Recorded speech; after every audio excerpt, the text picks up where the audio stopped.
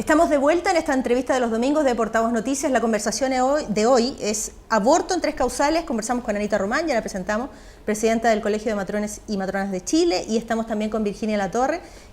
Bueno, tendría que decir yo que eres trabajadora social, experta en bioética, vocera de Voces Católicas, en fin, muchas ya, pero cosas. No las voy a volver a presentar porque si no me sale largo. No. Y me interesa que le pongamos los puntos a las IES en esta conversación.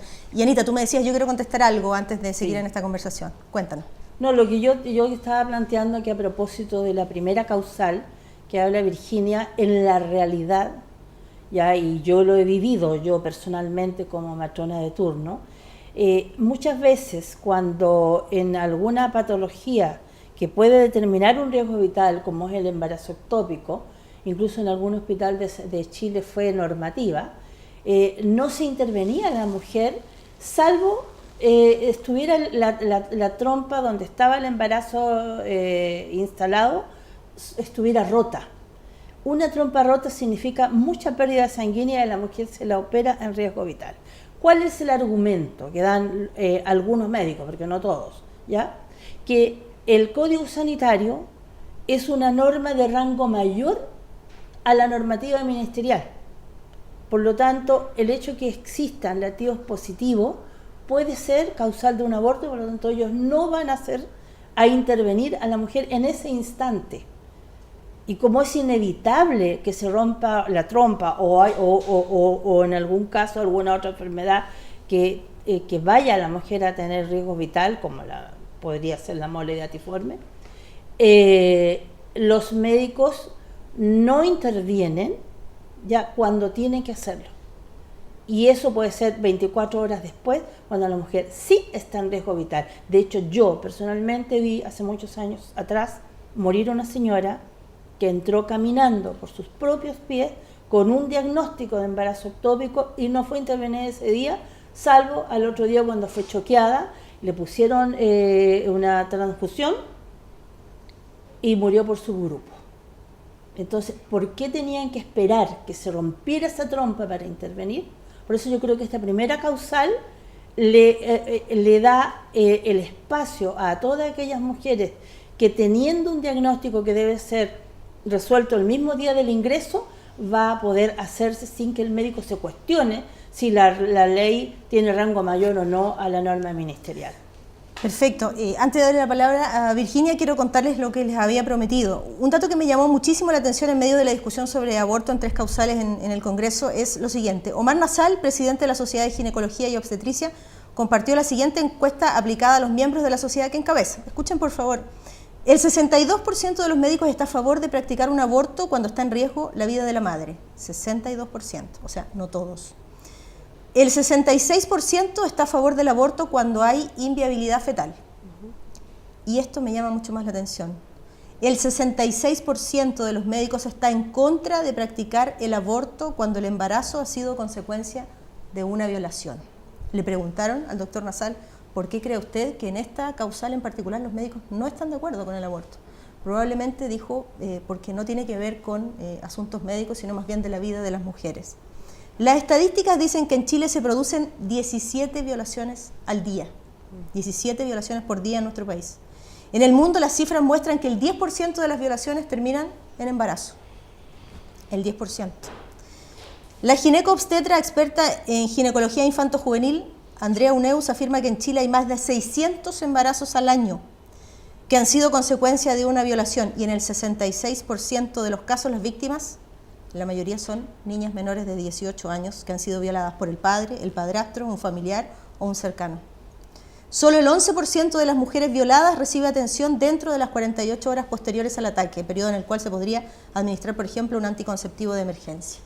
A partir de estos datos, te pregunto, Virginia, tú decías, ¿cambia el escenario el acompañamiento? O como dice Fernando Segers, experto también en estas materias, ¿se le puede pedir a una mujer una actitud heroica de tener ese hijo que ha sido producto de una violación, por ejemplo, del padre? Yo creo que se vuelve heroica cuando lo hace sola.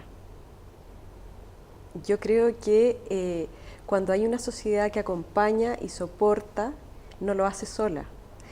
Y Y hoy día estamos teniendo muchas mujeres heroicas, no solamente en los casos de violación, lo estamos teniendo en el día a día, es cosa que uno vaya a las poblaciones marginales y estamos viendo cómo la sociedad ha impuesto que la mujer viva su maternidad y sus embarazos en situaciones realmente heroicas. Ahora, respecto de lo que estábamos hablando... La pregunta es, ¿se puede forzar a todas? Probablemente algunas dirán, yo puedo seguir adelante con esto, tener a este hijo, pero otras dirán, yo no soy capaz. Yo creo, a ver,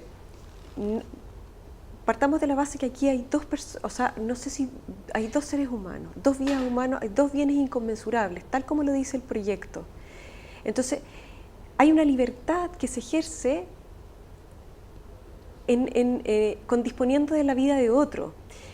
Si la mujer tiene conciencia de eso, realmente conciencia, que yo dudo que este proyecto de verdad esté aclarando ese punto, y dudo que en la información que se le vaya a dar respecto en el asesoramiento que va a existir, dudo que se le hable del aborto como un mal y del aborto como generar la muerte de otro. Lo único que se les va a estar planteando a la mujer es el derecho que ella tiene de elegir y sobre que esta podría ser eventualmente una solución a su problema. Eso es lo que a mí me preocupa. Yo creo que si la mujer efectivamente se le informa sobre todas las consecuencias que tiene el aborto, tanto para ella como para otro ser humano, lo más probable, y además se le ofrece todo el acompañamiento, no necesariamente esto se vuelve heroico y no necesariamente esto, la decisión de, y yo creo que la estaríamos favoreciendo para que opte por la vía de los dos. Si aquí tenemos que ser de lo más inclusivos posible, lo que va a dejar de suceder, e insisto, es que van a dejar de nacer niños. Nosotros no podemos solamente ver la realidad de la mujer. Este proyecto surge a raíz de una empatía con el sufrimiento de la mujer y todos estamos empatizando con el sufrimiento de la mujer. Lo que ocurre es que ese sufrimiento, y tal como digo, no se puede categorizar, no se puede rankear. Lo que pasa es que tampoco se le puede decir efectivamente a la mujer que esa va a ser la solución.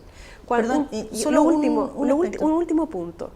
Un buen proyecto de ley, una buena política pública ofrece bienes. Un buen proyecto de ley no solamente se fundamenta en que da la libertad de elegir. Ahí no está el bien del proyecto. El bien del proyecto va en qué alternativas se está dando para elegir. Y lo que va a asumir la mujer, que dado que viene del Estado, es que ese va a ser un bien. ¿Por qué el Estado me va a estar ofreciendo que es un mal? La pregunta que te quería hacer, tú planteas que hay que empatizar con las mujeres. Sí.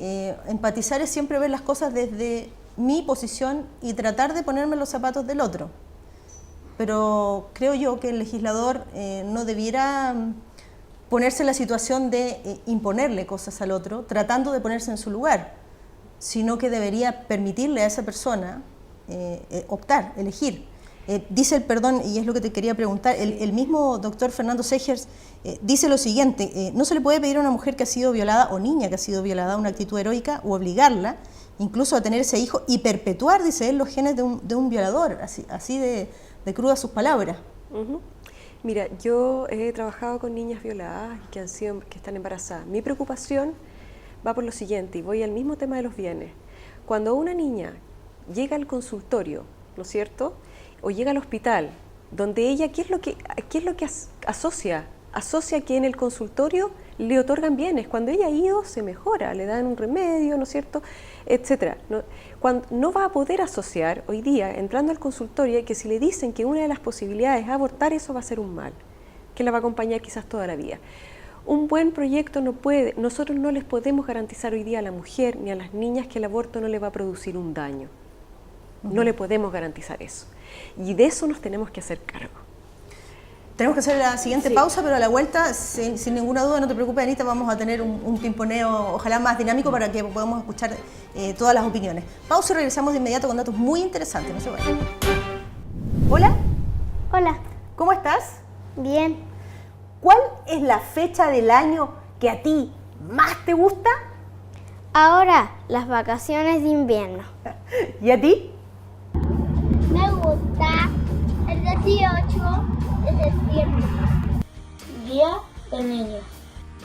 Día de la madre. Mi cumpleaños. El conejo de Pascua. Noche de brujas. El día del padre. Navidad. Vacaciones de verano. La semana del colegio.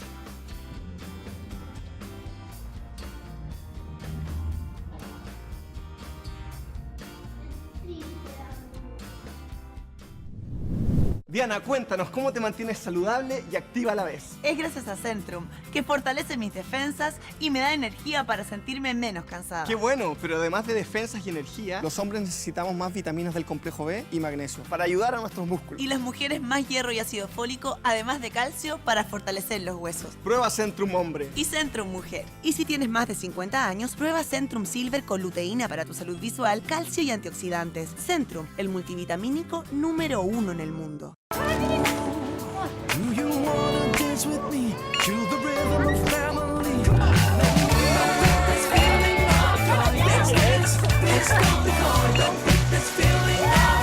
Este es nuestro compromiso. Líder. Precios bajos siempre. Para vivir mejor. Si Chile fuera un curso, seríamos más de 17 millones de alumnos. Y estarían los que se sientan adelante de la sala y los que prefieren atrás. Los mejores compañeros, los que sacan la voz, los que enseñan y a veces los que aprenden son los que nos enseñan. En este curso entramos todos. De Arica a Magallanes se están realizando grandes cambios en la educación en todos sus niveles, lo que garantizan el derecho a una educación de calidad. Infórmate en mineduc.cl. Ministerio de Educación, Gobierno de Chile.